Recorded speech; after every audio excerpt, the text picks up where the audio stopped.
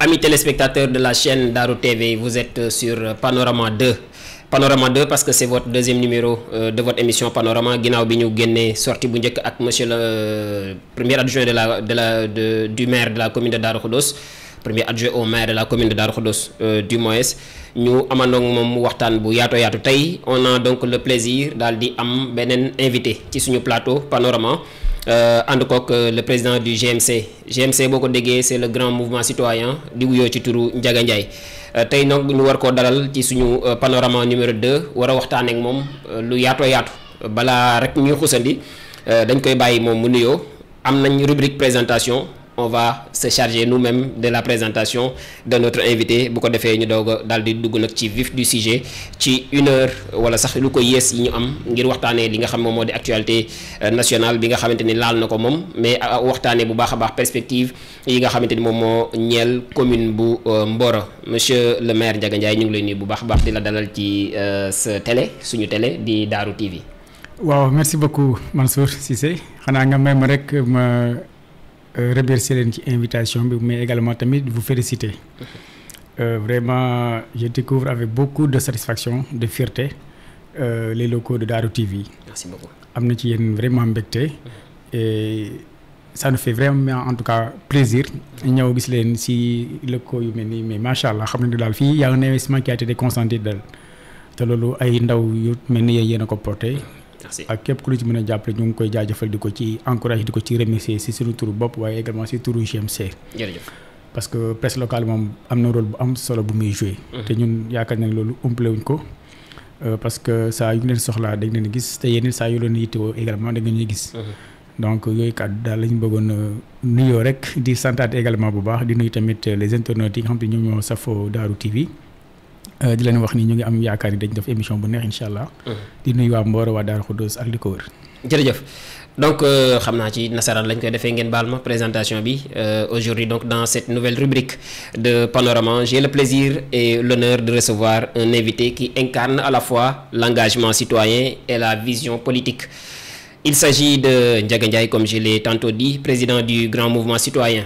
Figure bien connue et très appréciée de la jeunesse de Mboro, Ndiaga Ndiaye allie depuis plusieurs années combat citoyen et action politique. Il s'est illustré donc dès ses débuts à travers le mouvement Mboro SOS qui militait activement pour la préservation de l'espace communal contre les injustices, la pollution minière et bien d'autres dérives.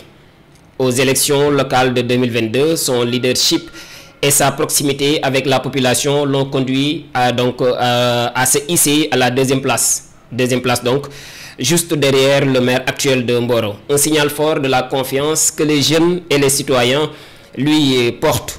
Professeur d'anglais, écrivain et éducateur engagé, il a donc publié un ouvrage intitulé Combat pour l'émergence de mon terroir, véritable manifeste de développement local. Très attaché à la petite enfance, il est également à l'origine du tournoi Nawetanu Gunayi qui réunit les jeunes U13 de la zone pour promouvoir donc les valeurs d'unité et d'épanouissement par le sport.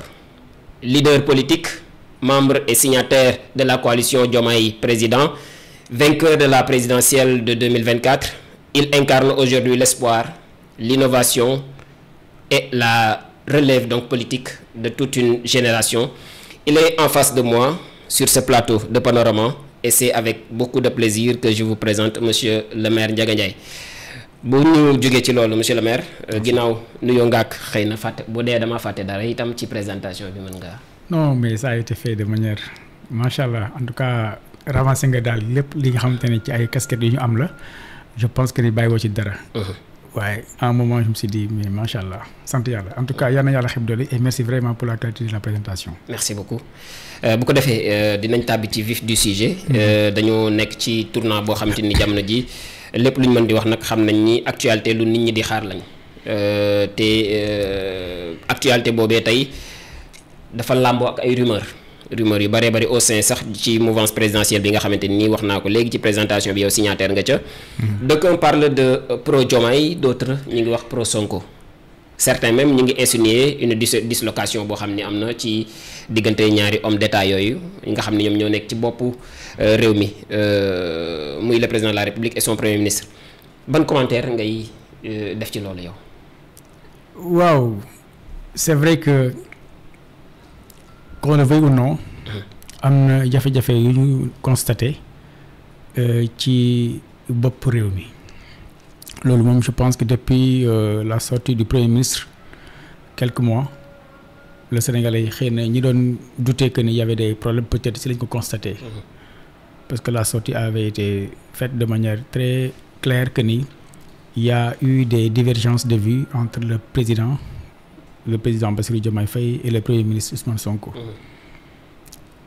Nous tous ñi nga xam te ne ñu rawatina ñu féete ci nguur gi waaw on l'avait appris avec beaucoup de désolation parce que espoir bi nga xamante ni moom la ñu am ba indi lañ ci bopp réew mi neexuñu nag ñu constater que ni y a eu des divergences à tel point que mu jaral le premier ministre daf sorti bi mu def ak ni mu ko defee mais je dois également dire que et c'est un appel que je lance xëy na suñu mouvement bokk na ci coalition au pouvoir bi xëy na ci mouvement wala entité yi gën a néew doole la sur le plan politique si vous voulez xëy na ñun la mais on s'autorise également à donner quelques avis sur ça et puis peut-être les prendre comme des conseils si vous voulez.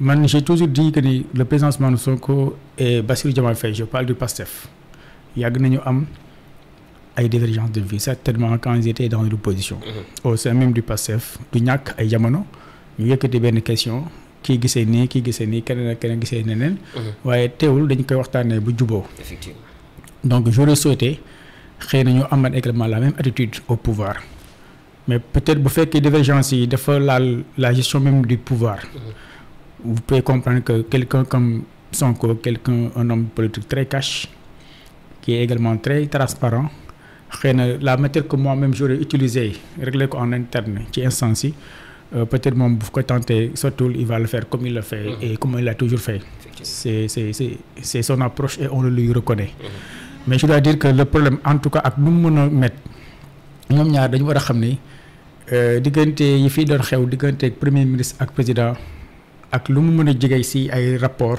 diggante bi ñu am ñoom ñaar musul am en tout cas c'est mon opinion man jàpp naa ni am na ay divergences entre Dia Senghor on a également parlé de Wade et de Idrissa Seck Abdou Wade et également Macky Sall et j'en passe mais je pense pas que ni ñoom ñëpp ma lim ni seen diggante mën nañ koo méngale ak ñaari ñi pour la seule et simple raison que pour la première fois xëy na de l'histoire ñu gis koo xamante ni mu nekk président te mu xam ko moom askan wi tamit xam ko muy ñi faree ci nguur gi ñi faree ci kujje gi nangu ni ki nekk premier ministre moom moo ko fal foofu mu nekk yaakaar naa ni amul woon ñi fi jaar ñëpp ku ci nekk yaa góorgóorlu nekk candidat ñu fal la mais pour la première fois un président est élu alors qu'il n'était même pas lui candidat de base donc ki ko tànn mooy ki nga xamante ni moom mooy son premier ministre yaakaar naa ni donc loolu c'est un fait inédit et ça veut dire également beaucoup de choses maintenant comme ni ñu koy waxee rek pouvoir moom xëy na ni nga koy gérer ak ni ngay gérer peut-être parti mënul bokk parce que bu dee parti ça n'intéresse qu'une association que des membres de ce parti là xëy na benn kuréel la ci biir askan wi ci biir réew mi mais bu nekkee état effectivement ça devient compliqué et tout le monde s'y intéresse parce que c'est tout à fait normal également. C'est une affaire publique. waaw donc man ce que je dois vraiment regretter également mooy yenn position yi nga xamante ne am na ci de part et d'autre waaw de part et d'autre mais je voudrais également profiter ci antenne bi wax ni GMC te man ma nekk ki ko jiite au plan national nekk également ci yooyu instance yi nga xamante ne la coalition def na ko am na ko sur les plateformes digitales et autres que ce soit sur Telegram sur WhatsApp et autres toutes les entités yaakaar naa yi nga xamante ne coalition am na ko ñun ñu ngi ci biir kon soo ma déggee nga wax pro Sonko pro Diomaye j'avoue que loolu mën naa ko constater comme yow en tant que journaliste sénégalais également ni ko mën a constater mais foofu laa ci yem je n'ai jamais été approché par qui que ce soit pour être pro diw wala contre diw wala pro diw et contre diw parce que man yaakaar naa ni wane bu tax xëy na peut-être nit di ma wan naan man nañ ànd ci diw nañ ak xeex diw wala nañ ànd ci ak xeex diw parce que je n'ai jamais fonctionné quand même comme ça donc peut-être loolu su amee ñi moo concerné ñu bokk ci yooyu logique ñoom il peut peut-être s'expliquer mais ñun le GMC nekkul ci lu dul benn coalition gëm benn projet boo xamante ni ba mu ci ñëw dafay ñëw librement la si souscrire engagé aussi ci campagne bi mun naa sax campagne bi yàlla may ñu réew. ñu jiite ko demaat également ci ay élections législatives quelques mois après yàlla également may ñu ndam gu ñu gën a renforcer également le pouvoir que nous avons. tey jii nii ñun logique bi ñu nekk bu fekkee mën nañ ko tuddee noonu mooy logique gu feexe ba division bañ a am. ba réeroo mënut a ñàkk mais ñuy gisante ci l'essentiel. parce que nag dañuy ànd te di bokk gis tout le temps moom mënu nekk mais à chaque fois qu'on a des divergences il faut qu'on ait également ay cadres yoo xamante ni moom fa lañ ko mën a waxtaanee tënk ko ba déggoo et puis aller vers l'essentiel. mais je sais que ni donc problème bi nga xamante ne am na diggante le président Ousmane Sonko et le président Diomaye et le premier ministre plutôt Ousmane Sonko c'est un problème que tout le monde a constaté et que malheureusement xamuñu ne fan lañ mën a jëmee. mais ñun bu fekkee am na rôle bu ñu ci joué moom jàppale ni mooy. ànd ci lépp lu koy dëgëral mais dara lu koy affaiblir wala luy wane ni kat am na fu ñu ci féete moom duñ ci ñun bëgg kenn xaar ci ñun. sérieusement parce que day mel ni da nga joué rôle boo xam te ne du sax sa rôle. effectivement yow bu fekkee da nga bokk ci projet xam te ne da nga ci ñëw ànd si parce que gëm ko boo ñëwee lépp lu koy renforcer nga war a nekk lépp loo xam ne da nga jàpp nga ni parce que boo nekkee pro Sonko yaa ngi déstabiliser yaa ngi yàq liggéey projet bi boo àndee ak pro Diomaye yaa ngi yàq liggéey projet parce que projet bi à la base dafa am koo xam te moom lañ ko tegoon ci loxoom mu teg ko ci loxo keneen. donc loolu lépp également pour man kii war a rafet rek mooy kii def le tout ba position yi mu ci jël mu ne ko ay position te ne day consolider le régime consolider le duo parce que ñoom seen ànd. mooy suñu njariñ. seen problème crise bu amee au sommet de l'État je vous le dis kenn bu kenn ñaan. maanaam buñ nee Sonko ak Diomaye am nañ problème ba dañoo dem ba mën a séparé wu li ciy xew bul sa comprendre fu mu mën a jëmee. parce que quoi qu'on puisse dire le président il est le président. mooy nommé à tous les emplois civils et politiques mais tout le monde sait que ni la force bi nga xam te ne moo nekk autour du premier ministre Ousmane Sonko jamais Sénégal musul am loolu quoi. boobu cas de figure. koo xamante ni tey jii nii il a pratiquement les députés de son côté la plupart des ministres du gouvernement avec lui si on lui mène la guerre c'est parce qu'on veut pas que l'État également fonctionne. Effectivement. Donc loolu yàlla bu mu am yàlla indi déggoo. ay divergence dinay am mais foofu ñu ñoom ñu am xam ni seen cër ci réew mi tey jii nii mooy leen sax ñu am des problèmes.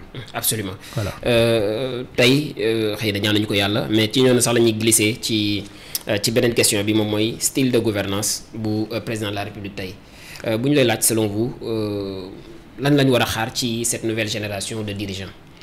waaw bon man je l'avais dit je pense quelques mois juste quelques semaines plus tôt ci seen accession au pouvoir ma ni. ñoom bu ñu réussir dafa am lu bëri du ñu yombal ndaw ñi. te loolu la leen di ñaanal kon parce que pour la première fois mu naan sama morom nekk président franchement kon loolu li nga koy yéene rek mooy mu am ndaw su ko defee yow sa yéene bi nga am it ñu mën la ko nangul et puis mu yomb ci yow aussi. même si c'est pas très lié. mais da ngay jàpp rek ni bu ndaw réussir rek di sa morom rek sa fierté la également. Style de gouvernance Diomaye il a dit je pense qu'il a exprimé xëy na. avant et après la première sortie du premier ministre Ousmane Sonko. J'avoue que man là où j'ai un problème avec lui certainement il faut que moom qu'il se ressaisisse un peu parce que je l'ai suivi mu wax ci benn vidéo bu am solo boobu c'était avant le pouvoir que ne justice ki nar a nekk njiitu réew mi justice moo nar a nekk chantier bi ëpp solo ci dëkk bi pour seen mbiri ci yoon parce que li fi xew ci ñaawteef ak jafe-jafe ci doxalinu yoon dafa xaw a jéggi dayoo. man li may xaar rek effectivement mooy ko mettre en œuvre cette promesse là parce que bu fekkee moom ba mu koy wax gëmoon na ko warul ñëw ci pouvoir te am beneen doxalin boo xam te ne day am leneen lu muy traduire et je suis également donc d'avis avec ceux qui disent que ni juboo ak quelques nit ci sénégalais yoo xamante ne dafa am ay mbir yu day waar ñu def mënuñu ko teg ci kanam maanaam foofu li nga fay gëm rek mooy divergence yi nga xamante ni amee na ko ak le premier Ousmane Sonko certainement bu ma juumul si côté justice la gën a feeñee en tout cas li may lire seen wax ñoom ñaan yëpp ak ñi leen di àndal ñi ku nekk ki ngay kiiwal da ngay xam ni kat foofu la nekkee et pour man foofu moom il faudrait que mu comprendre que ni justice moom dafa naa ni moom mooy prix bi mu war a fay bu fekkee xam na bu baax lu tax ñu la koy fal moom quand ba muy nekk président 10 jours plus tôt il était à la prison. Effectivement. mu ngi woon prison moom ak le premier ministre actuel ils sont sortis en pleine campagne donc il devrait pas y être. waruñu fa sax nekk li tax ñu nekk fa mooy juste bu doon doxee noo xamante ne jaaduwul. te pour ñoom ñu nekk ay candidats ba gagné bopp réew bi yaakaar naa ne li ci xew diggante 2021 2024 ëmpul benn Sénégalais. Et je pense que pour ces raisons là am na yoo xamante ni loo mu bëgg unité defar boole Sénégalais te loolu kenn ku ko reproché mënoo ko jiital ba pare teg fële li nga xamante ni mooy justice bi nga xamante ni moom la ñëpp doon réclamer également. donc je pense que foofu la war a xoolaat beneen bi su fekkee ne jënaan la teg ko fële mën naa ni le président Bassirou Diomaye Faye il est en train de faire un excellent travail. donc le seul couac qu'on peut vraiment constater ci gestion am ci gouvernance am franchement il faut le dire et puis c'est très tôt nag de l'évaluer attitude bi mu am na ci wàllu justice yaakaar naa ne bu ci góorgóorlu woon tuuti rek bañ a jël sax yenn position yi mais ñu xam ne justice moom mu ngi dox ci na mu war a doxee rek du moom mooy wax du premier ministre mooy wax mais justice mu ngi gis mu ngi fonctionner comme ni nga ko war a fonctionner rek yaakaar naa ne il y aurait eu moins de débats si yenn question xam te ne malheureusement moom mooy suul sax li nga xam te ne moo war a nekk véritablement li ñu war a gën a waxtaanee mooy ci wàllu koom par exemple. parce que su weesoo loolu li ñu war a waxtaanee également ci réew mi mooy wàllu koom ñu ngi ciy def ay jéego aussi tout le monde l'a vu. mais il faut également comprendre que l'ampleur des dégâts aussi nag mënuñu permettre ñu régler le problème en 18 mois ou 2 ans voire même 3 ans. kon yow tamit da ngaa gëm l'histoire de la dette cachée comme ça. non il y a pas de doute là-dessus loolu je pense que. man xaaruma sax ba FMI di ci prononcé wu récemment pour que ma gëm sama ay corps de contrôle liñ ci wax ba noppi donc loolu moom je pense que peut-être boo nekkee un politicien de l'autre côté mais comme on dirait c'est de bonne guerre quoi. Effectivement. mais sénégalais bi nga xamante ni moom li ko yitteel mooy li muy yëg jàngat ci xelam. mosul am njur que ni effectivement am na bor boo xamante ne fañ ko war a jaarale jaaruñu ko fa nëbb nañu ko sénégalais yu bëri sax. waxuma sax d'être caché par rapport aux institutions et tout mais je dis par rapport même aux Sénégalais à l'Assemblée également ki nga xamante ni moom moo ñuy représenté. donc bu déggee foofu la ko yemale rek dafa doy sëkk waxuma la ak yeneen corps de contrôle ay ñëw di ko saytu ba di ko confirmer donc ça devient très grave mais pour man redressement bi nga xamante ni moom la ñu proposé aux Sénégalais nañ ko nangu rek man je vois que ni le Sénégalais certainement dafa am un rapport très compliqué avec la souveraineté fiscale avec impôt ñun ñëpp voilà. dinañ koy wax sax léeg-léeg mais duñ koy def. te yaakaar naa ne réew yu développé yëpp nag gisuma benn réew bu ci sàgganee lu mel noonu. Effectivement. donc il faudrait à un moment qu'on le sache que loolu mooy peut-être le sacrifice à faire de plus pour que li ñu bëgg ci réew mi xëy na dans bientôt quelques années ñu mën ko am incha allah. pro Diomaye pro Sonko Diomaye sax am na ñu naan pro Sonko la quoi qu'on puisse dire liñ ciy ñaan rek moom mooy juboo jàmmoo pour l'intérêt du Sénégal parce que li ñu wax rek mooy tandem bi. nit ñi am nañu yaakaar ci ñoom. fii la histoire du Sénégal en tout cas sur le plan politique mën a doxee baax ba faaw wala mu doxee fi yàqu ba faaw donc ñun li ñuy ñaan rek mooy gaal gi bañ a suux bañ a jeng bañ a dëng mooy mu jub xocc am capitaine am lépp li nga xamante ni war na ko am ba bu ko defee li ñuy yàgg ñaan ci Sénégal moom mooy le développement tant attendu yu ñu daal ci mën a jot ba ñu mën a compétir comme ni ñu koy defee ni ko suñu naataangoo yi di defee ci àdduna bi. dañuy jongler tuuti monsieur le maire pour mën a jouer aussi avec le temps nga donc gis nañ ni ki enseignant nga activiste nga politicien nga naka ngay jouer ci loolu ba mën a am quelque temps pour yow. waaw j'avoue que c'est pas très simple. c'est même très compliqué. qu'est-ce que yooyu ñu boole moom ñun xam nañ ni. yombul metti na trop chargé mais mooy li may fal di wax rek nattu la rek peut-être laa ko mën a tuddee parce que bu fekkee enseignant bi moom c'est un choix c'est une vocation et c'est un métier qu'on aime faire et qu'on a toujours fait même depuis sax avant ñuy nekk enseignant bi ñu nekk université sax dañ doon far di ñëw Mboro sax di dugg ci salle yi di jàngale donc loolu moom c'est une passion c'est une vocation que nous avons depuis tout petit. Activisme bi par contre je le dis souvent le seul mérite que nous avons d'être un activiste ici à Mboro et dans la zone c'est d'être là. tey jii peut-être suñu nekkoon ci beneen dëkk wala beneen réew yenn combat yi ñu doon porte fii di ci wax ak def ay jéego ak di ci yëngatu comme par exemple démb rek dama ci benn nit di ci waxtaanam ci loo xam te ne lu ñeel askan wi la loolu lépp duñ ci fekkoon. kon xëy na dañuy nekk fa ñu nekk di féliciter di wala di encourager ñu koy def.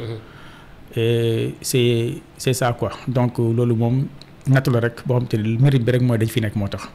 donc il y a pas quelque chose de particulier quand même que nous avons et qui fait qu'on était appelé à être un activiste à revendiquer pour les populations les communautés et autres donc loolu moom c'est juste que dañu nekk mbooloo rek nekk ci zone bi rek yi fi xew ñu yaakaar ni bu fekkee am na ñu ko war a wax dañ ci war a bokk bu fekkee dañ ci war a wéet dañ ko war a def donc loolu moom yombul na aussi parce que ça fait souvent que dañuy woo ci ay mbir yu nekk ñu war cee addu wala ñu war cee dox ay tànk wala ñu war cee am ay taxawaay beneen bi aussi homme politique loolu tamit également c'est un choix parce que je pouvais également faire le choix de ne pas m'impliquer mais pourquoi ñu daal di impliquer sur le plan politique je l'avais expliqué quelques années si ginnaaw ma ni soo nekkee si dëkk nga am loo xam tuuti mais bu fekkee bëriwul ngay faral di gis yu bëree bëri di xew ci sa dëkk ci sa commune nga jàpp ni gaa lépp mënoo ko bonal mais lu bëree bëri gis nga ne mënoon a gën a ñam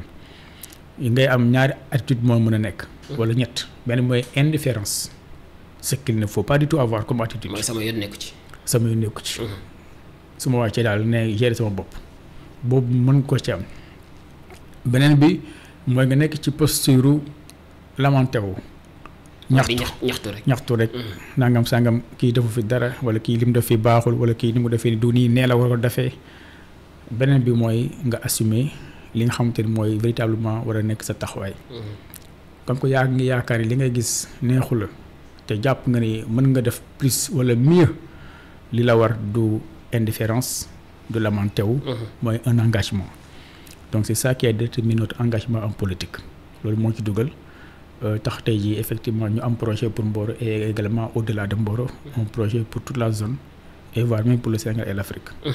Monsieur le maire sur le plan personnel et symbolique lan la Mboro di représenter ci yow. beaucoup de choses c'est ma ville natale fii laa juddoo fii laa jàngee donc primaire ba bac man bac moo ma génne Mboro te ba ma amee bac dem UGB daaw ma toog mosuma toog yenn période yu yàgg du ma ñëw Mboro je pense pas que j'ai fait plus de 3 mois bi ci en dehors de Mboro lu ëpp 3 mois je ne le pense pas de toute ma vie je ne le pense pas du tout waaw je ne le pense pas du tout def 3 mois yoo xam te ne de suite ñëw ma Mboro je dis 3 mois pour ne pas xam nga wax lu amul mais je sais que ni mën na ko sax bañ a mat te toog te ñëw ma Mboro. le pourquoi cette question prétexte la mooy. est-ce que pour nga am engagement politique il faut que personnellement et symboliquement terroir bi ngay défendre mu nekk loo xam ni dafay am amour bu leen lié yow ak moom. mais c'est ça mais proximité bu amee ci nit ak terroiram forcément l'amour vient naturellement. Parce que mënoo xam nga tey je donne juste un exemple la gouvernance territoriale c'est une gouvernance de proximité. Effectivement. L'État a décentralisé des pouvoirs des compétences jox ko ay gox-goxaan pour que ñu am une gestion de proximité gën a jege. Je donne juste un exemple je l'ai dit plusieurs fois en donnant l'exemple en prenant exemple sur Macky Sall. Maintenant là je donne exemple sur le président Bassirou Diomaye Faye. Bassirou Diomaye Faye mënul tëj ni gox-goxaan bu nekk mu nekk fa dafa def la ñu bëgg. mënu ko ci la xalaat ni dañu war a décentraliser dañu war a jël l'état central ay pouvoir am daal ko décentraliser ci ay gox-goxaan pour lan moom sori bu mu leen sori xëy na ñii di décider fii mu gën a jege askan bi ak di jël décision yi maanaam yow nga nekk Darou Khoudoss jël décision Darou Khoudoss waaye tamit nekk fa aussi pour mën ko jël nga nekk Mboro jël décision pour Mboro mais nekk fa également pour mën ko jël waaw loolu nag su fekkee moom moo boole par exemple ak Mboro ñu am également boobu jigeewaay nga xam te ne mosuñu sori lu yàgg te dañu fi ñëw nemmeeku leen wala wax ci ñoom ba à chaque fois que sax même si on est absent sax lii xew fi sax dafa ñu intéressé et on est souvent obligé de nous prononcer là-dessus donc loolu moom rapport la bu particulier la boo xam te ni am naa ko également li ko gën a yombal aussi mooy waa Mboro également dafa am fu ñu teg parce que mën naa am boobu rapport naturellement parce que Mboro laa dëkk. waaye léeg-léeg li la ci gën a encouragé mooy yow waa Mboro dañu la bàyyiwul sa bopp loo nekk ña nga ca loo dugg ña nga ca loo bëgg ñu jàppale la si waaw loolu nag boo ko amee nag day gën a renforcer yow sa devoir bi nga am ci taxaw askan boobu noonu. loolu rek peut-être s'il y a quelque chose de particulier de très fort peut-être si je dois peut-être l'exprimer foofu laa ko mën teg quoi. mooy lien bi nga am avec surtout la jeunesse. La jeunesse oui tout le monde l'a constaté. Jeunesse mais également tamit ji gën a féete ndaw aussi. loolu moom damay fay di wax ne du lu ñu am ba ñuy commencé dégg politique maanaam lijjantuñu yitte maanaam link ñu ba am ay yitte quoi. yitte moom dafa nekk loo xamante ne c'est tout à fait naturel chez nous l'exemple que je donne souvent rek mooy ñu bëri ci xale yi may àndal te ji di ma jàppale ñenn ñi di sa ay morom nag. bu mu la metti ñenn di sa ay morom dañu nekk ay xale yu ndaw ma téye leen. nangu nañ ko dañu nekk ay xale yu ndaw ma leen di téye may nekk ak ñoom di bàyyi sama ay morom di ànd ak ñoom di leen defal ay affaire maanaam meew wala lépp lu ñu bëgg ma nekk ci ak ñoom. jëlee naa par exemple nit léegi grand la léegi am na bac depuis xam nga 4 ans xam nga jëlee naa ko fii mu nekkoon UGB yóbbu ko Saint-Louis mu am fa ay ñetti fan boobu muy def C1 tey jii nii xam nga donc loolu mu ko defee noonu mën na ko remonter avant may am bac dem UGB dama doon ànd ak xale yi voilà yu si bëri quoi. donc relation boobu noonu kon gis ngeen lu yàgg la.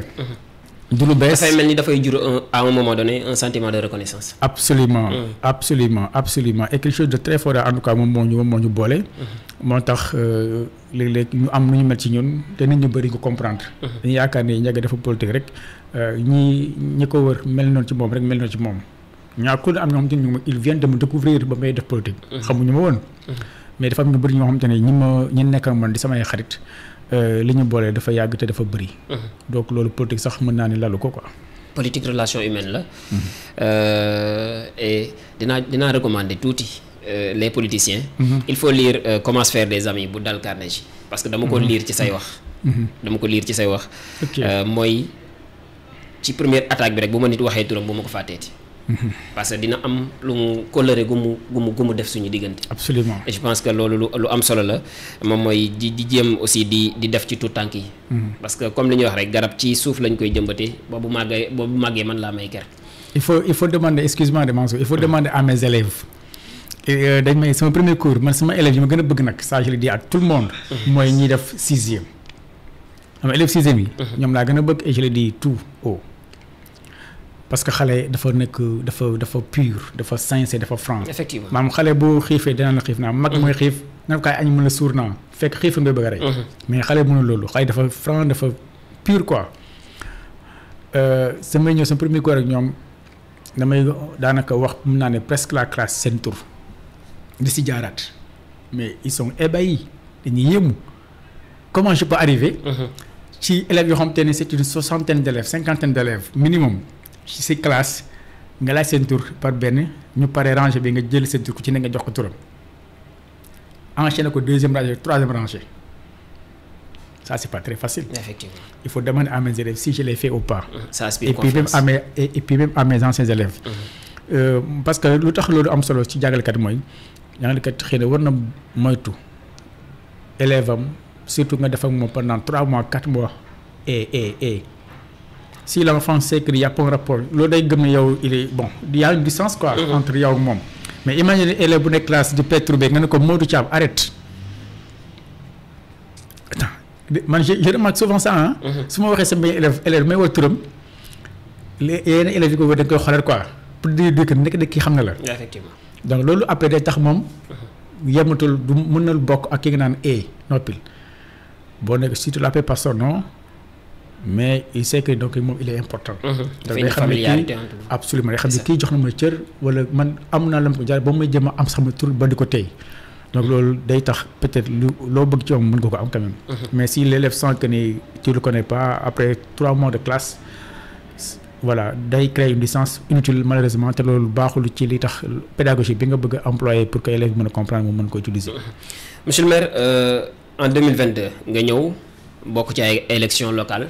mu nekkoon sa première expérience d'ailleurs nga génn ci 2e en prenant le recul nan ngay évaluer performance boobu la boo jëlaatee tuuti recul toog wéet ak sa bopp nga xalaat. oui en fait c'était quand même extraordinaire aussi. comme on dit peu s'en est fallu quoi tuuti moo ci desoon quoi yooyu résultat moom franchement. dañ ci am mbégte même bu fekkee on ne cherchait pas à être 2e. on était même convaincu qu'on allait être premier. et loolu ñi nekkoon ci biir team bi équipe bi xamoon nañ loolu te xam ni ñun xaar ñu woon leneen lu dul loolu. mais soo demee ci jongante boo xamante ni yow yaa ci daanaka njëkk a bokk ñi ci ëpp ñi nga ci doon àndal wala bu ñu nekkee 9 7 yi xawma je pense. wala 8 yi 7 yi daal je pense bien. seen élection la plusieurs fois ñi nekk ci ay entités yu la ëpp tur ëpp la doole à tout point de vue nag maanaam que ce soit ressources financières matérielles ak yëpp ñu ëppale la ko. c'est vrai que yow da nga doon màjjal quoi. absolument et ça j'ai beaucoup de plaisir di ko waxaat. parce que dañuy dem ba suba la ñu war a voter on n'avait même pas de quoi maanaam assister la restauration pour ñi doon teewal ci ay bureau de vote. mais nga gis ay nit yu yàlla baaxal fi nga fekk ngay toog di waxtaan di préparer suba comment on va se débrouiller pour nit koo xamante ne mosoo xalaat ni dina mën a ñëw am ak yow rapport il va te remettre une somme importante d'argent. loolu tamit xam ne loolu tamit. voilà day gën a tax tamit nga xam ne yow moom lu bëri daal ci lu day waar ba du la war donc yooyu résultat franchement avec le recul on a compris que ni waa Mboro amul fu ñuy teg ça tout le monde également l'a vraiment dit. et ñu bëri aussi tamit li tax sax xëy na ànduñu woon ak ñun c'est juste que il vient d'arriver xale la. comme on a toujours l'habitude de le dire quoi. amul expérience xale la amul expérience. amagul Mboro surtout y en a qui disaient ça xëy na baax na mais amagul nit parce que mu ngi doog a ñëw. kon nañu may kii chance nañu fal kii nañ joxe kii. parce que y en a qui pensaient comme ça ils réfléchissaient comme ça parce que jàpp nañu ils veulent faire un vote utile et que ñun on ne nous connaissait pas. xëy na ndaw ñoo ñu xamoon porter sunu vraiment combat carrément ci seen biir kër yi.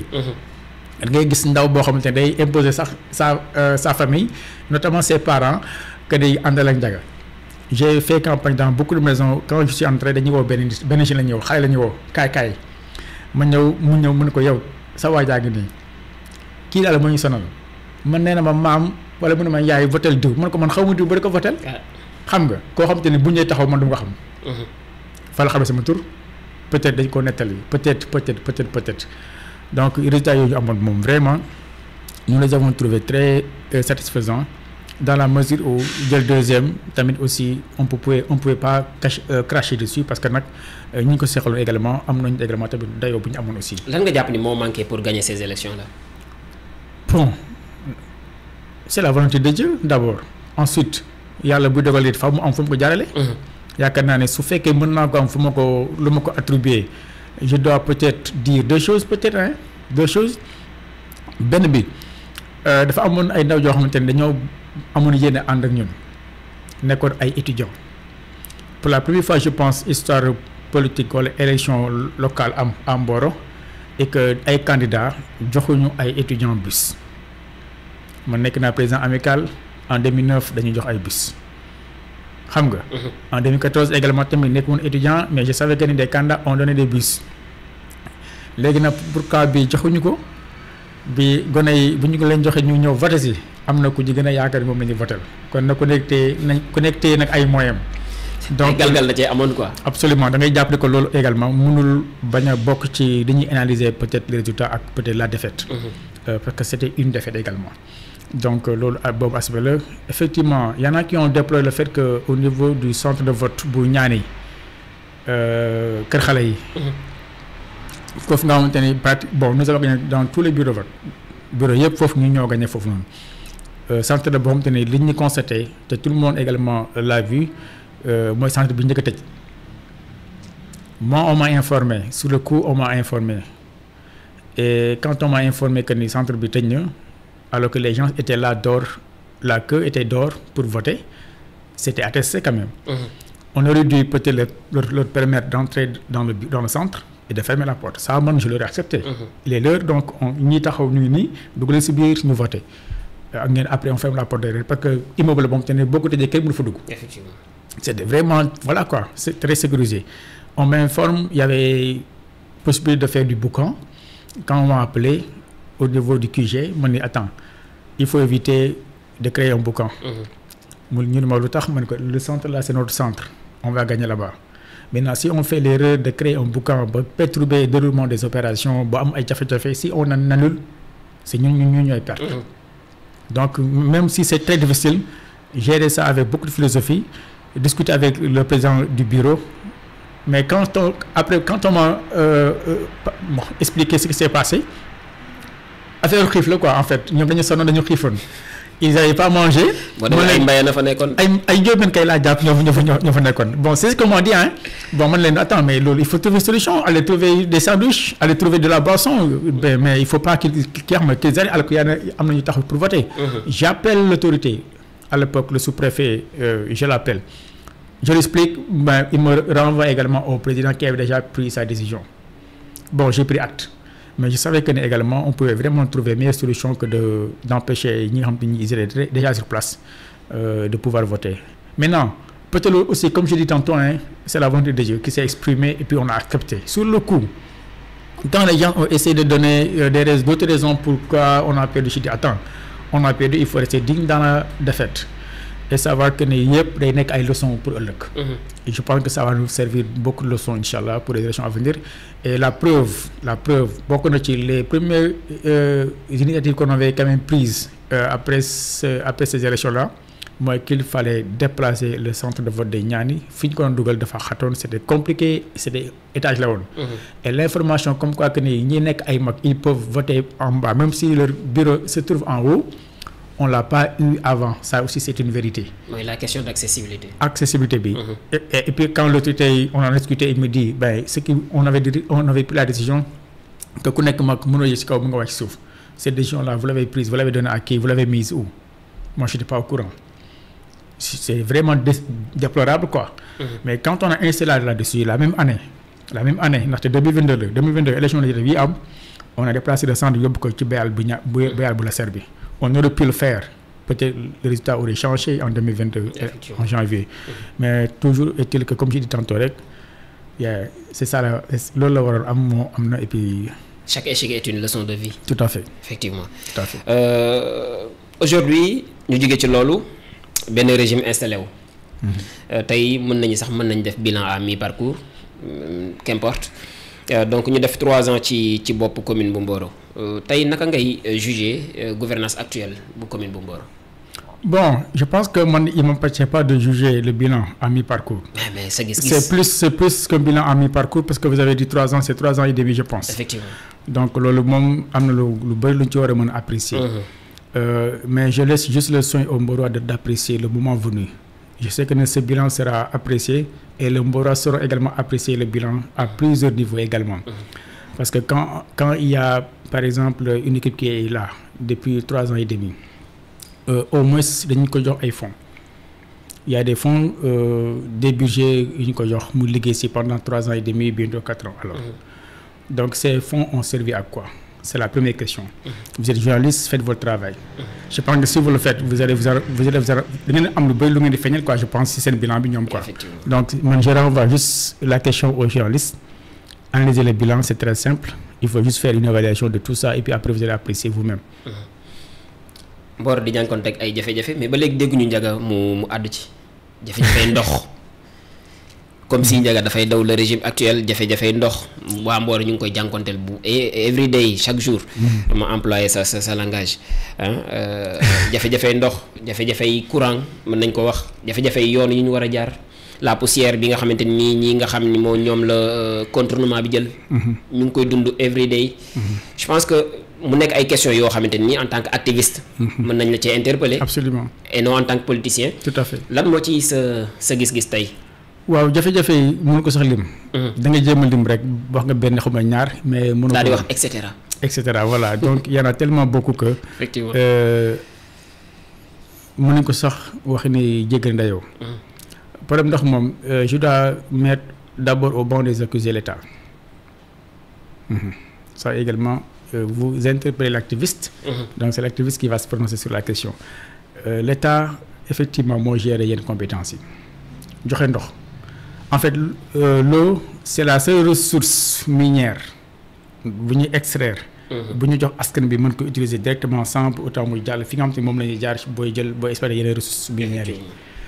Donc ça veut dire que nous avons solo. Am solo motax état bi xéna da ko téel bopam parce que c'est des questions de souveraineté. Il y en a qui parlent que peut-être prochaine guerre mondiale ndax mo koy indi. État nak bu séré du gis lolu xam lolu et puis di dégg tout le temps même ça avant notre arrivée au pouvoir ñu dégg tout le temps que ni askan yu bëré di joy ndox. Yoren wi état ñëw depuis tout ce temps-là on n'a pas encore senti en tout cas yéné buñ am ci taxaway ci walu ndox mi. C'est vrai, il y a une solution qui est en train d'être dégagée par rapport à le tour de l'eau. C'est un excellent projet. Je pense que à terme, ça pourrait régler beaucoup de choses. Mais en attendant qu'on y arrive, les gens ne peuvent pas attendre. Je l'ai dit plusieurs fois. boo amul courant da ngay toog xaar bu courant ñëw nga jël ko parce que peut-être du la tee dund au moins que nga am sa kër ku am yenn feebar yi et tout wala hôpitaux yi mais yow da ngay xaar mu ñëw après nga branché sa télé wala nga taal sa téléphone et tout mais ndox soo ko amul da koy jëli da koy uti mënoo toog di ko xaar da koy uti et ce qui fait que donc problème Mboro effectivement yàgg na Mboro di souffrir ci problème ndox mënoo xam depuis kañ la sax mais ce qu'il faut également constater mooy depuis réforme hydraulique nga xam ne état boo ko engagé en 2014 mettre en place OFOR foofu nag problème la gën a accentué dans les zones rurales moo xew effectivement fii à Mboro maintenant ce que je dois dire par rapport à problème bi ni muy posé wu de manière maintenant récurrente et tout mooy que la gestion actuelle effectivement n'aurait pas dû dépasser 1 ou 2 ans maximum on aurait dit au bout de 2 ans max aller vers quelque chose boo xamante ni sous le contrôle de l'État mu mettre ko en place ndox mi y a pas une certaine expertise en ça je le dis comme je le pense pour ñu gérer ndox mi parce que ñun dañoo judd ci dëkk boo xamante ni ba ñu nekk tout temps ba ñu nekk mag gis ñu woon un expert entre guillemets bu fi ñëwoon di gérer ndox mi te nit ñi dañu am ndox sauf que nit ñi bu ñuy màgg besoin en eau yi di gën a yokk kon nag su besoin yi su fourniture bi augmenté wul du coup day am pénurie day am jafe-jafe. La demande est supérieure à l'offre. Absolument. Là aussi tamit le maire ou bien l'équipe municipale je dois dire est en train de faire un effort ça je dois vraiment le concéder ñu ngi def un effort sur ça parce que si comme le maire l'a dit récemment ils ont injecté de l'argent pour que yenn problème yi amoon ci gestion bi ci fourniture bi ci yenn problème yi doon am si et tout mu mën a saafarawu ça également il faut également s'en réjouir parce que également tamit de base du moom moo ko doon gérer mais comme je dis tantôt tout le temps le maire effectivement qu'il le veuille ou non lépp luy laal askanam ci rawatina ci seen dund sax nga xamante ni si seen dund la en fait loolu le maire ne peut pas trouver comme excuse que c'est une compétence. kon yow partagé woo avis ak ñi naan le maire deful benn effort par exemple. Bon il a fait un effort il reste toujours un effort. C'est-à-dire que foo amul woon yenn taxawaay boo ci amee benn taxawaay bi c'est un effort ça également on peut le concéder sur ce coup-là franchement je suis d'accord qu'il y a un effort qui est fait parce que c'est quand même li ma dégg le maire wax ko. c'est des millions également la ngeen si def. donc côté boobu noonu il y a un effort qui est fait maintenant effort yi su ko état accompagné woon aussi je pense mu gën a yomb mais l'état aussi jusque-là je sais pas c'est la sourde oreille dañuy détourner le regard ou bien dañu nekk ci une solution qui n'ont pas peut-être encore communiqué. Mais je sais que à Mboro le problème persiste. Et un peu partout même dans la zone. Et il est vraiment temps qu'on aille vers quelque chose boo xamante ni c'est très structuré mais avec tout ce qu'il faut comme mise en place équipe comptabilité et autres parce que je dis souvent que ce qu'il faut éviter sax mooy de gérer ay finances publiques avec tout ce temps-là parce que après jafe-jafe yu am yow mi koy engagé yow mi koy jël yaa koy gàddu et loolu tamit bu amee mënoo également occulter la responsabilité de l'autorité administrative le sous-préfet ni également le préfet encore le gouverneur mais également tamit le maire. Donc il faut aller vers la mise en place de ce cadre-là et également tamit porter ensemble les plaidoyers qu'il faut pour que le problème de l'eau puisse être vraiment un mauvais souvenir un vieux souvenir plutôt. Et je pense que la solution par rapport ak beneen forage bi ñu mën a am il faut aller vers ça si tout le monde consent que loolu mooy indi saafara si et je pense que loolu tamit su fekkee dafa am l'État il faudrait aller le voir. Comment il faut aller voir l'État? Il faut pas aller le voir avec juste des lamentations Mboro dafa am problème ndox il faut une étude technique mais vraiment bien élaborée wane ne kat fii la population bi toll lii mooy ressources en eau yi am Mboro te lii mooy la demande lii mooy les branchements que nous n'avons pas pu faire par manque de moyens et cetera. Mais travailler sur des données yoo xamante ni l'État quand il les reçoit il va comprendre que ne ñii seen warugar def nañ ko lii ma waroon def ñoom ñoo ko defal am nañu des experts qui ont vraiment comment kii ñu ñëw def ci liggéey bu mel nii donc ñun ils nous disent que il y a des gens qui ici dans ce pays-là ont des problèmes en eau combien de fois le ministre par exemple de RIC qui est un ami je dois le dire entre guillemets parce que il est venu à 2 reprises am nga voilà dans le cadre des campagnes donc mënuñu ñu ko defal loolu ba pare gis na ko muy defar la yoo xamante ne effectivement ailleurs la comment les gens ont réussi à le décrocher pour que ñu am yooyu projet alors que Mboro le problème est encore beaucoup plus persistant à un moment aussi il y a loo xamante ni mairie moo ko teel boppam.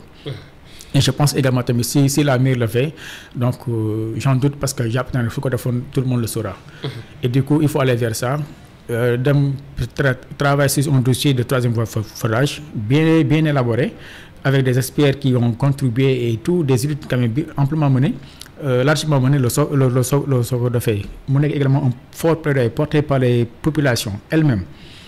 Mais le ministre, ou avant même le ministre, am na ñoo xam te ne ci diggante bi sax ñooy ut solution bi.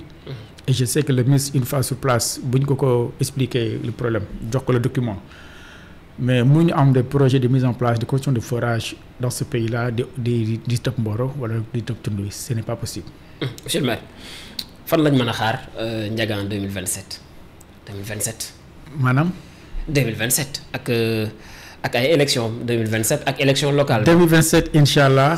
waa Mboro incha allah waa Mboro incha allah si kàttanu suñu borom 2027 incha allah bu ñu yàlla may fekk ak tal waa Mboro xam nañ li leen war te dinañ ko def incha allah. ci ban bannière la ñuy xaar Ndiaga. parce que da ngaa bokk ci coalition waxoon laajoon naa la ko ci beneen panel. mais comme fii Daaru TV la ci yeneen circonstances la ñuy waxee aussi bon ci ban bannière lañ lay xaar. bannière bi c'est encore non est-ce que Diomaye président la. parce que quand même bu fekkee loolu am na conflit d'intérêt dina am bëkkante dina am bëkkante ci élection la baaxoo gis naa ni dinañ bëkkante dina am bëkkante moom si élection la baaxoo. parce que am na ñoo bokkal camp foofu. ñoo bokkaloon camp.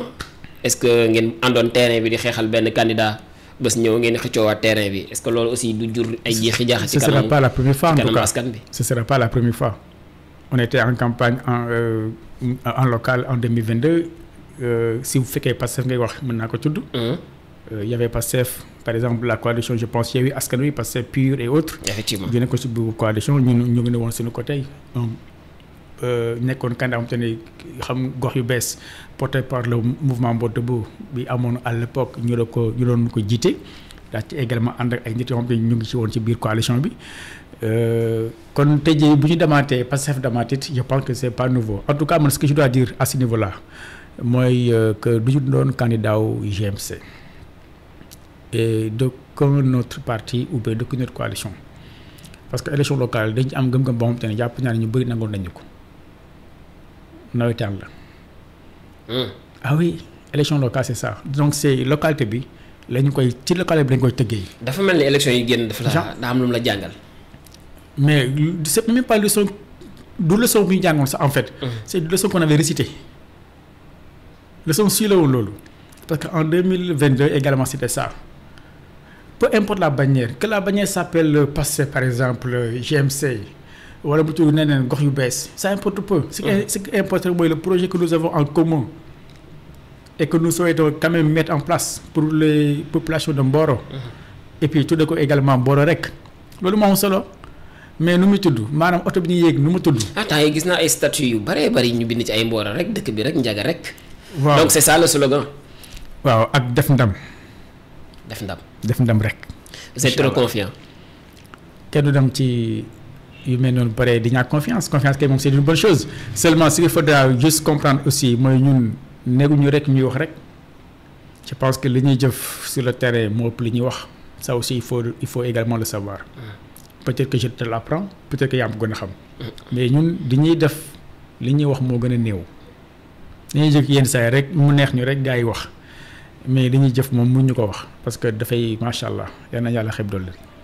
gis nañ nga xaatim livre wax naa ko léegi ci présentation yi combat pour l'émergence de notre terroir qu'est-ce qui vous a inspiré nga xaatim livre boobu. waaw livre bi moom je dois le dire et encore de répéter. Celui qui nous a inspiré, c'est le président Ousmane Sonko, à vrai dire. Quand il a fait son livre Solution. dafa mel da nga koy idolâtrer. Non, c'est pas mon idole. On a juste les mêmes peut-être principes sur beaucoup de choses quand même. Mais c'est pas mon idole. Nekk na quand même référence également. Sur qui on peut vraiment voir sur pas mal de choses également. Mais si je dois peut-être donner des exemples de rôle modèle que j'ai en politique, je l'ai dit parce que c'est avant que je connaisse président Ousmane Sonko aussi, sérieusement. Donc, mais lui, quand il est venu avec son livre en 2018, franchement, ça m'a inspiré. Comme on dit souvent, il y a amna ñu dafay politique avant lui et après lui. Ça aussi, il faut le constater. À Mboro aussi, qu'on le veuille ou non, il y a une manière d'être politicien à Mboro avant Ndiaga Ndiaye et également une autre manière de le faire avec lui. Franchement, je le dis avec beaucoup de modestie et avec beaucoup de franchise aussi. dafa amoon ñu doon pour liggéey à Mboro su may wax nag waxuma sax mag ñi parce que mag ñi méthode mag ak méthode sunu papa yi mënu yem ak sunu ay méthode ñun mais sunu ay morom ñun ak ñu féetee mag tuuti ni ñu politique ak ni ñuy politique ba ñu ñëwee lañ changé lépp ñëpp topp si ça aussi tamit c'est un constat c'est un fait c'est factuel et du coup ñu xam ne donc ñun bu ñu nekkee ay ndaw yàlla am lu ñu may ci xam-xam bu même bu bëriwul mu am tamit lu ñu ci bëgg a baaxee waa Mboro inspiré également ci solution bi nga xam te ne président Sonko l'a fait en 2018 dem élection en 2019 effectivement ça nous a quand même inspiré peut-être sans lui on n'aurait peut-être pas pensé faire un livre on aurait juste fait un programme moom suñ ko defoon du ñu ne moom moo ñuy inspiré parce que programme moom dañ ko yàgg a gëm dañ ko yàgg a wax dañ ko yàgg a doxee mais faire un livre également pour en parler aussi franchement si ne l'avait pas fait en 2018 on n'aurait peut-être pas fait en 2022 nga abordé ci ay thèmes yu bari bi ci gën a attiré sax le public moom mooy xëy na tolluwaayu Mboro jamono ji waaw Mboro dañ ko jàngat ci côté yëpp mu mel ni Mboro dañ koo njatt waaw Mboro dañ ko jàngat ci côté yëpp njatt gi du ma ci egg si parce que ki ko njatt du moo ko njattalu dañ ko njattale donc je veux pas l'aborder sous cet angle-là comme si pour mettre en antagonisme voilà Darou Khoudoss Mboro waaw maanaam jaar ci digg bi quoi ce que je veux pas faire du tout parce que je sais que ni on peut pas reprocher à Darou Khoudoss ce qui s'est passé parce que Darou Khoudoss n'a absolument rien fait pour ça big bi bigu état la franchement bigu état la quoi franchement donc nañ ko xamee noonu et puis di ko waxee noonu aussi je dois même en profiter aussi pour santaat bu baax la commune de Darou Khoudoss notamment le maire Arouna Thiour bi nga xamante ni il s'était vraiment déplacé ci sunu panel bi. il est très disponible. franchement il est lui également c'est un ami. moom mën naa ne sax du ay politique moom moo ñu boole c'est un ami que j'assume waaw xëy na sax su ma génne fi sax peut-être ma jaar këram seeti ko bu fekkee du guddi trop. sinon aussi il y a également le secrétaire municipal ki nga xamante ne moom it suñu grand Mamadou Diop moom it ñëwoon na. Ils étaient présents si panel bi ñu doon def le 2 août passé à Mboro et également en présence du maire et de son adjoint. Il y avait également d'autres invités yi fa teewoon ci boobu panel donc ñu waxtaanee lu bëri loo xamante ne mooy xëy na jafe-jafe Mboro ak Darou Khoudoss ci wàllu suuf je pense que document boobu nga xamante ne ñu ngi ko doon retravailler bientôt dina noppi su noppee le pré-rapport sera disponible et on va le partager avec l'ensemble des autorités qui étaient présentes. J'en profite également pour les féliciter, les remercier de leur présence. Il y a également le sous-préfet qui était là-bas.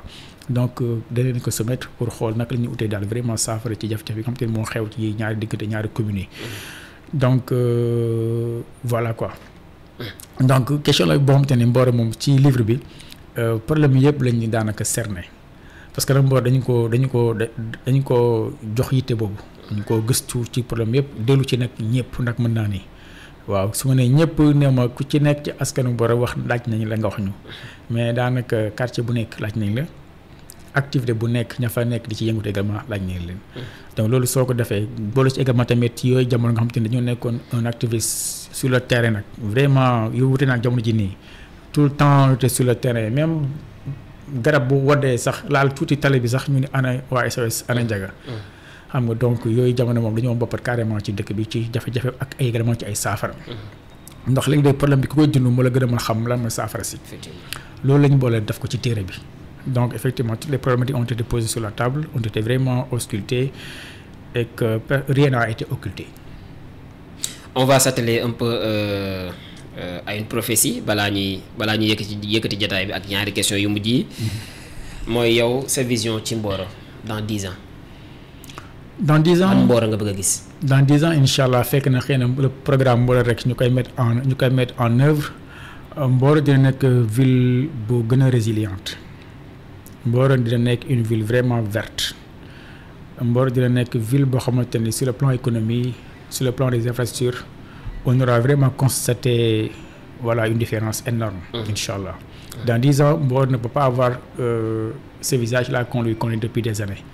Mboro effectivement va changer de visage et am nañu yaakaar ne avec la contribution vraiment du projet que nous avons et des populations également tamit de Mboro qui attendent beaucoup et également de nous que ce soit les Mborois qui sont ici mais également qui sont au niveau de la diaspora. Ok. Monsieur le maire, que diriez-vous à cette jeunesse qui vous considère comme une idole et un espoir yaakaar foor na de. waaw yaakaar moom fort na man li ma leen di wax rek je l'ai dit hier waa Mboro ce que je leur dis mooy Mboro nañu wéy di ñu gunge ci yéene bi ak fu ñu mënta féete nag sur le plan politique parce que féete am na ci bopp réew mi par exemple ñu nangul ko ñëpp nag aussi parce que réew mi nag bu soxlaa ku ci nekk na dem fi mu yaakaar ni foofu gën a baax mu dem fa mais Mboro dama ci woo ñëpp bu weesoo le GMC les militants et les sympathisants du GMC je lance également un appel à tout le monde ak foo mënti bokk ngay patriote di Pastef ngay réewmiste ngay apériste ngay xalifiste foo mën na ne ñu ngi lay wax ni projet bi ñu am à Mboro du projet wu benn mouvement du projet wu benn parti projet wu benn génération la. donc wooy nga ci ubbi nga say loxo. ubbil nga ñëpp say loxo quoi. donc ñu ngi ci woo ñëpp ñëw jàpp si bu xëy na réew mi soxlaatee nag ku ci nekk fa mu ko doon yaakaar rek mu demaat fa yaakaar ko fa. c'est vrai que les enjeux locaux sont différents des enjeux nationaux. yaakaar naa ne loolu aussi lu askan wi war a xam la te dinañ ci def thème émission incha allah fii. waxtaanee waat li nga xam ne moom mooy paluk maire ak paluk président de la république je pense que lu wuute la.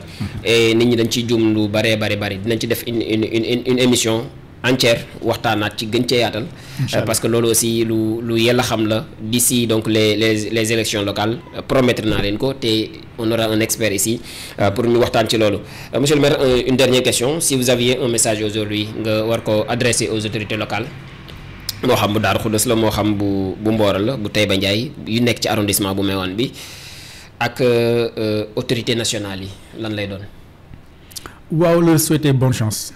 et plein succès par rapport aux missions yi nga xam te ne moom la seen askan assigné et c'est tout le mal que je leur souhaite qu'ils réussissent. Je l'avais dit et je le répète aujourd'hui, je l'avais dit au début du mandat du maire actuel que ni le programme que nous avons pour Mboro inchallah et qu'on va inchallah présenter aux élections yii di ñëw bu fi yàlla fekkee ñu fekk ko pare tal ko c'est pas un programme qu'on va bâtir sur l'échec du maire actuel parce qu'on ne le souhaite pas.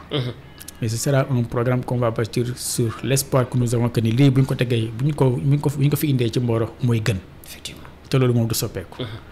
Voilà donc dañ leen di souhaiter ñu am succès ci seen liggéey ñi am di leen tamit encourager également di nga xam te ni moom la ñëpp di wax ñoom sax ñu koy wax mais jëfe bi nag moo xaw a sooxe aussi muy mettre en œuvre des projets intercommunaux mais et puis vraiment sabablu di jël yéen initiative yi nga xam te ni jàpp naa ne bu ñu ko defoon du ma ne lépp lu ñu fi amee ci jafe-jafe infrastructure dina faju de mais jàpp naa ne li ci ëpp wala boog xaaj wi sax kon boog dina mën a saafarawu. Imaginez par exemple ñu ne on a un projet intercommunal sur 4 projets phares.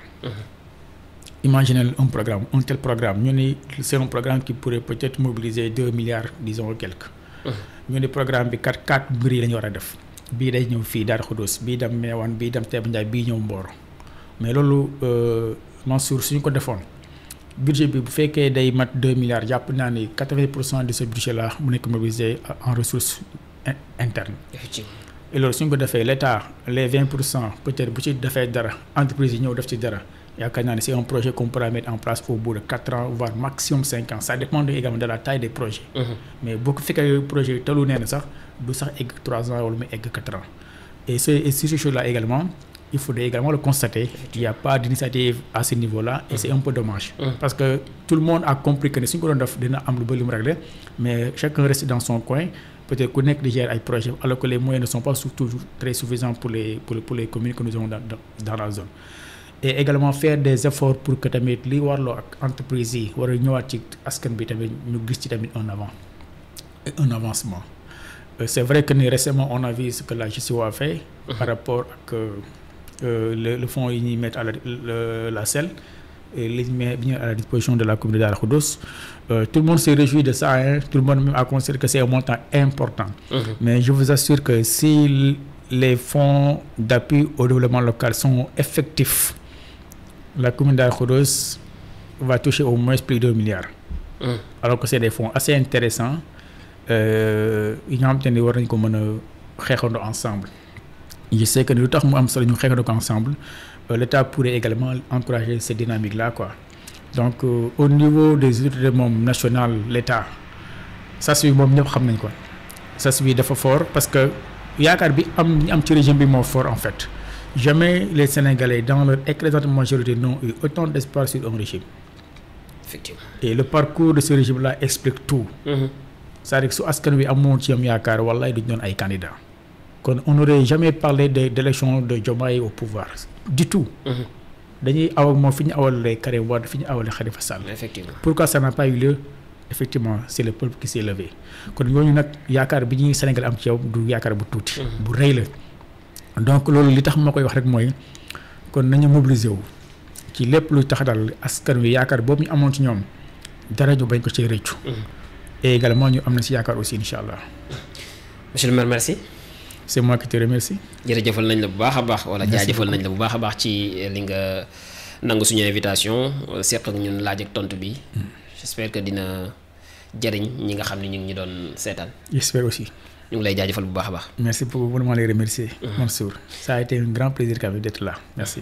Merci beaucoup c'était donc monsieur le maire Ndiaga Ndiaye président du GNC Grand Mouvement Citoyen jaajëfal ko bu baax a baax ci lu mu nekk suñu invité ci Panorama 2 comme ni ma ko waxee léegi jaajëfal bu baax a baax Ben Amar Sylla moo nekkoon ci réalisation bi nekk ci cadrage bi daanaka il était au four et au moulin di ko jaajëfal bu baax a baax moom itam ci liggéey bu am solo boobee xam naa ne bëggoon nañ aborder nawetaanu gune yi mais temps bi moo ñu xaw a xoj mais on aura incha allah d'autres yeneen jotaay ngir gën ko waxtaanee et pourquoi pas yeneen partenariat incha allah ci édition yi di ñëw bu ko defee ñu gën koo mën a médiatiser ba ñëpp mën cee jot comme ni may wax tout le temps rek Daaru TV bien que am na connotation Daaru Xudoos mais pour donc arrondissement bu Méouane bi yëpp la. démb on était à Touba Ndiaye pour des questions de l'eau vraiment ñoom itam yal na ñu dimbali leen bu baax a baax parce que koo xam ni depuis 2021 yaa ngi toog mënoo am ndox mu baax moo nan mu lay jural ay jàngoro mu lay jural yeneen ak yeneen yooyu aussi suñu gouvernement yi war nañ cee bàyyi xel bu baax a baax mooy li nga wax Amboro moom moo fa daanaka am et pire même. donc ñu ngi sàkku aussi di tàllal loxo ñi nga xamante ni ñoom ñooy les bonnes volontés ñu gën cee jàpp ba ñoom itam ñu génn ci calvaire bi nga xam ne moom la ñu nekk en tout cas les médias sont faits pour ça. mooy wax jafe-jafe askan wi yeggale ko foo xamante nii xëy na dinañ ci mën a jot ba ñu mën koo daal di saafaraal jaajëfalaat la bu baax a baax jaajëfal donc téléspectateurs yi nga xam ne ñu ngi ñu doon seetaan di lañ jox dig daje ci beneen jotaay Panorama ci beneen invité waxtaane waat lépp li nga xamante ne en tout cas dina soxal askan wi jërë ngeen jëf. merci. baa tey bousculé wu ma la